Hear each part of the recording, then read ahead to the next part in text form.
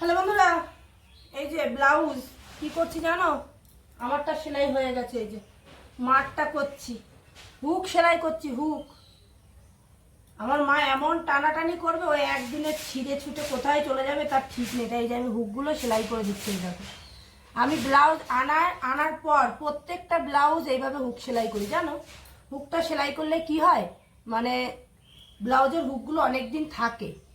আর না হলে দুই একদিন ওরা তো নর্মাল সেলাই করে দেয়, রেডিমেড সেলাই করে দেয়, তো থাকে না। আর বিশেষ করে আমার মার তো আরোই থাকবে না, ঠিক আছে?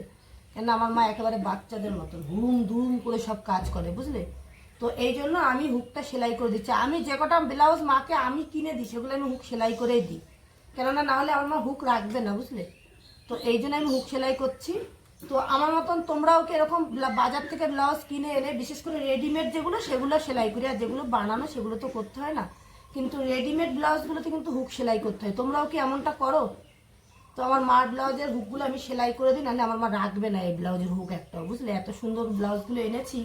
ব্লাউজগুলো দেখো, গলায় কি সুন্দর পাইপিং করা, এই দেখো হাতাও পাইপিং করা, দেখো খুব সুন্দর ব্লাউজগুলো। সত্যি আমার খুব পছন্দ ব্লাউজগুলো। তো এরপরে সবুজ দেখে, সবুজ আর অন্য আরেকটা কালার দেখে আমার মাকে কিনে দেবো। সবুজ আর একটা, ও আমার মা একটা বিট কালার বলেছে, ঠিক আছে?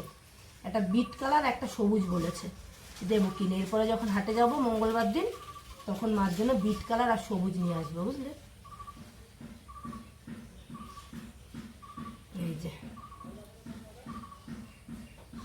সেলাই করছি, হুকগুলো সেলাই করে দিই, তাহলে অনেক দিন যাবে। তোমরা এখন এরকম কাজ করো কেউ? মানে এনে রেডিমেড ব্লাউজ এনে